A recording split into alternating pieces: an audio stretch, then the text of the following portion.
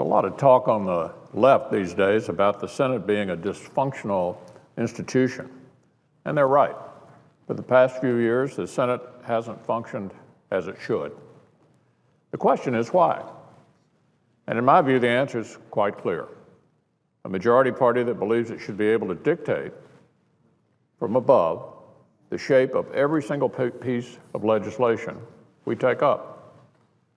The common complaint from the other side, as I understand it, is that because Republicans insist on playing a role in the legislative process around here, we're somehow violating some unspoken rule that says Democrats should always get their way, that we're somehow disturbing the legislative harmony by suggesting we do the kinds of things our constituents want.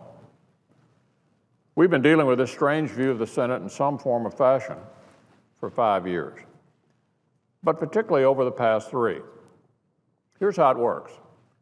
Following the lead of our very liberal president, Democratic leaders in the Senate propose some piece of legislation without any Republican input at all. Then Republican amendments are blocked from even being considered.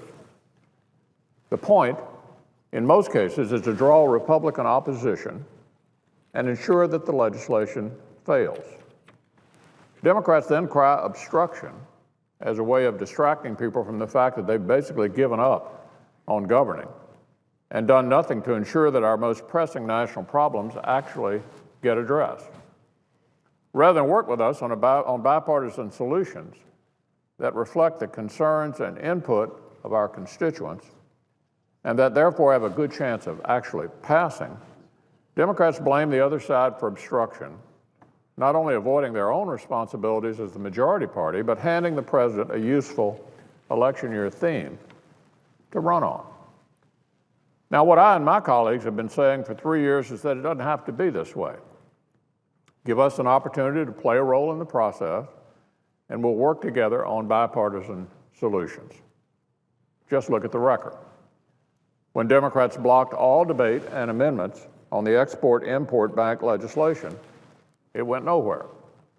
When they agreed to our reasonable request for input on the bill, that changed. They could have accepted this offer actually much earlier, but they didn't because it didn't fit the storyline. Same thing on the postal bill. When Democrats blocked all amendments in debate, the bill stalled. When they agreed to a reasonable list of amendments, it passed. Same could be said about trade adjustment assistance, patent reform, FAA reauthorization, the highway bill, unemployment insurance, the dock fix, payroll tax holiday, and others. It's the same story every time.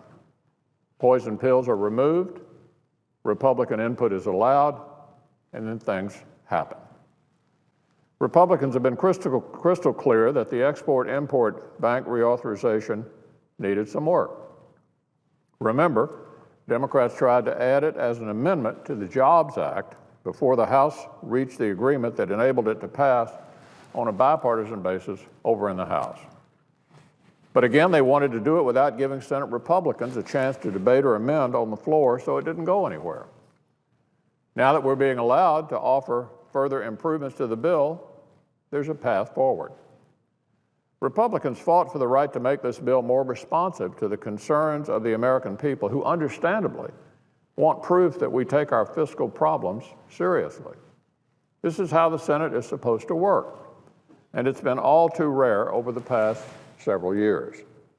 The founders established the Senate as a place where issues would be resolved through consensus and considered bipartisan debate, so that once that consensus is actually reached, our laws would be stable and we could move on confident that we'd done the right thing. The Social Security Act of 1935 was approved by all but 6 members of the Senate. The Medicare and Medicaid Acts of 1965 were approved by all but 21. All but 8 senators voted for the Americans with Disabilities Act of 1990.